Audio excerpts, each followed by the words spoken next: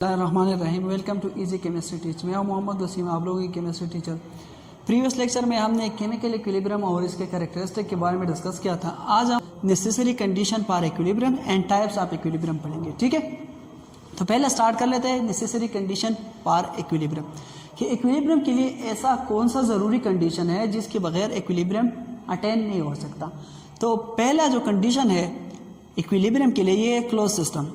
Equilibrium के लिए पहले आपको जो रिएक्शन है ये करना पड़ेगा क्लोज सिस्टम में। मैंने आप लोगों को क्लोज सिस्टम थोड़ा बहुत समझाया था कि क्लोज सिस्टम हम उस सिस्टम को कहेंगे जिसमें एनवायरनमेंट और सिस्टम के दरमियान एक्सचेंज ऑफ एनर्जी और हीट ना हो, एक्सचेंज ऑफ एनर्जी और मैटर ना हो, तो इस सिस्टम को हम कहते हैं क्लोज सिस्टम। क्लोज सिस्टम ऐसा सिस्टम होगा जिसमें एनवायरनमेंट और सिस्टम के दरमियान एक्सचेंज ऑफ एनर्जी और मैटर नहीं होता।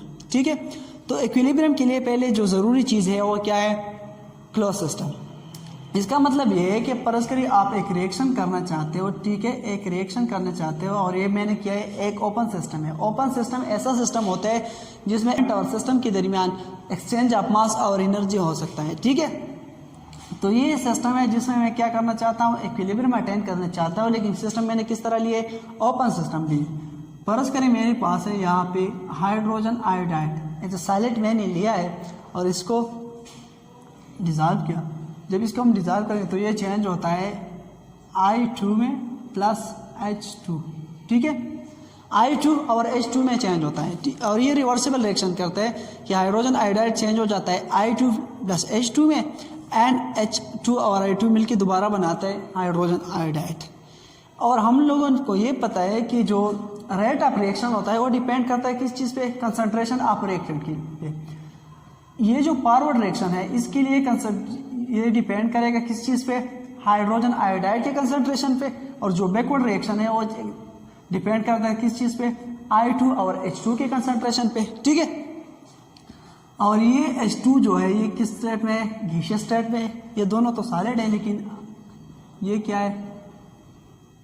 ये गैसियस स्टेट में है।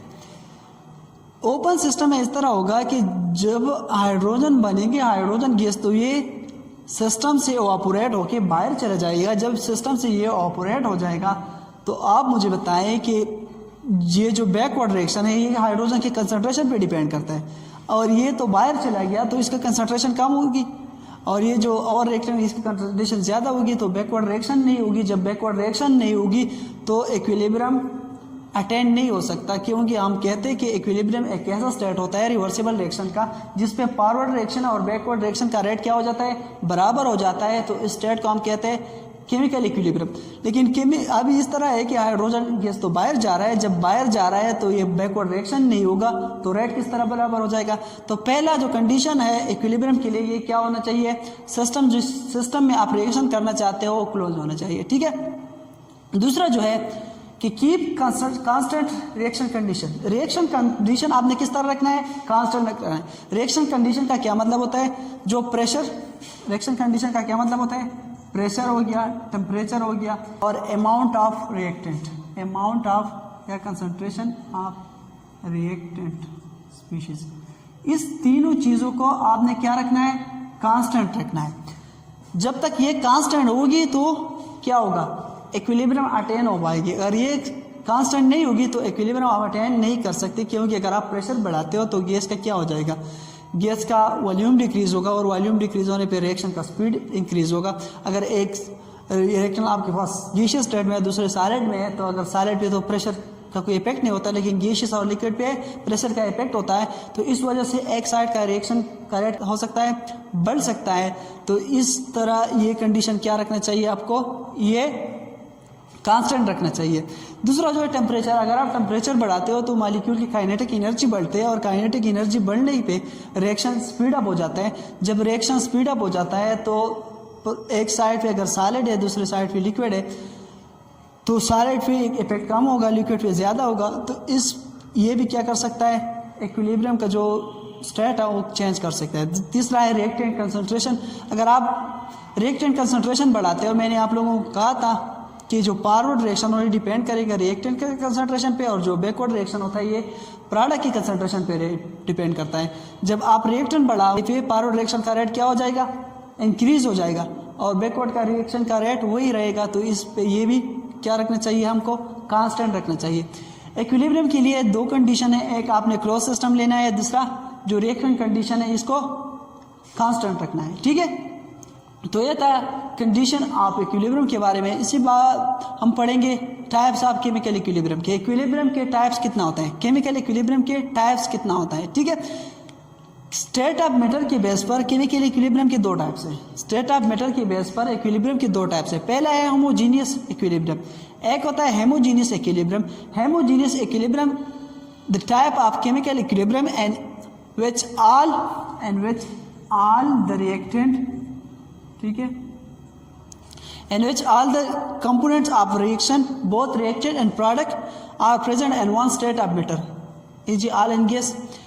होमोजीनियस इक्विलिब्रियम ऐसा इक्विलिब्रियम है जिसमें क्या होता है, जो कंपोनेंट ऑफ द रिएक्शन होता है, जो चीज़ रिएक्शन करते हैं, ठीक है, और जो प्रोडक्ट बनता है, मैंने लिखा है both reactant and product are present in one state of matter. जब दोनों रिएक्टेंट और प्रोडक्ट एक ही स्टेट ऑफ मैटर में प्रेजेंट होगी तो इस तरह इक्विलिब्रियम को हम कहते हैं होमोजीनियस इक्विलिब्रियम, क्योंकि सारी चीज़ें जो होगी ये एक ही स्टेट ऑफ मैटर एक ही पेज में प्रेजेंट होता है, ठीक है। For example all in gas, all gases में हो सकता है, या ऑल लिक्विड भी हो सकता है, और ऑल क्या सॉलिड भी हो सकता है। तो मैंने एक दो एग्जांपल दिए। पहले जो एग्जांपल है, एक नाइट्रोजन गैस है, दूसरा ऑक्सीजन गैस है, ये कंबाइन होकर 2NO बनाता है, नाइट्रस ऑक्साइड बनाता है। जो नाइट्रस ऑक्साइड ये भी क्या है, गैसीय में है, और ये भी क्या है, गैसीय स्टेट में है। तो ये है होमोजीनियस इक्विलिब्रियम का एक एग्जांपल। दूसरा एग्जांपल मेरे पास है N2 और H2 गैस कंबाइन होकर ये अमोनिया बनाता है, और ये सारे किस स्टेट में है, ये सारे हैं गैसीय स्टेट में। तो जब सारे गैसीय स्टेट में है तो ये भी क्या है, होमोजीनियस इक्विलिब्रियम का एक एग्जांपल है। तीसरा एग्जांपल है कि कार्बोक्सिलिक एसिड जो इथेनोइक एसिड है, ये कंबाइन होता है मिथाइल अल्कोहल के साथ, और ये क्या बनाता है, ये बनाता है एसीटेट बनाता है, और प्लस वाटर बनाता है। ये सारे किस स्टेट में है, ये सारे लिक्विड स्टेट में है, ठीक है। तो ये भी क्या है, होमोजीनियस इक्विलिब्रियम का एक एग्जांपल है, ठीक है। उसके बाद आता है हेट्रोजीनियस इक्विलिब्रियम पे, कि हेट्रोजीनियस इक्विलिब्रियम क्या होता है। जैसा कि नाम से जाहिर होता है, होमो हम कहते हैं सेमो, और हेट्रो हम कहते हैं किस चीज़ को, डिफरेंट को। हेट्रो हम किसे कहते हैं, डिफरेंट चीज़ को, ठीक है। हेट्रोजीनियस इक्विलिब्रियम एक ऐसा इक्विलिब्रियम है, the type of equilibrium in which all the components of the reaction are not present in one state of matter. ये केमिकल इक्विलिब्रियम का ऐसा टाइप्स है जिसमें ऑल कंपोनेंट्स ऑफ रिएक्शन, जो चीज़ें रिएक्शन करता है वो एक ही स्टेट ऑफ मैटर में नहीं होगी, प्रेजेंट नहीं होगी। तो इस इक्विलिब्रियम को हम क्या कहते हैं, हेट्रोजीनियस इक्विलिब्रियम। फॉर एग्जांपल ये क्या है, हाइड्रोजन आयोडाइड एक सॉलिड है, ठीक है। जब ये ब्रेक कर जाता है तो ये बनाता है H2 gas plus I2 solid. ये तीनों एक ही स्टेट ऑफ मैटर में नहीं है, ये तीनों जो कंपोनेंट्स है ये एक ही स्टेट ऑफ मैटर में नहीं है। तो इस तरह इक्विलिब्रियम को हम कहते हैं हेट्रोजीनियस इक्विलिब्रियम। दूसरा जो एग्जांपल है कैल्शियम कार्बोनेट, वो ये ब्रेक होके क्या बनाता है, calcium oxide solid plus carbon dioxide gas. तो ये तीनों भी किस चीज़ में, एक स्टेट ऑफ मैटर में प्रेजेंट नहीं है। तो ये क्या है, हेट्रोजीनियस इक्विलिब्रियम का एग्जांपल है। तो ये था necessary condition and types of equilibrium के बारे में। नेक्स्ट वीडियो में इंशाल्लाह हम पढ़ेंगे ये लॉ ऑफ मास एक्शन के बारे में। तो मिलते हैं नेक्स्ट वीडियो में। अल्लाह हाफिज़।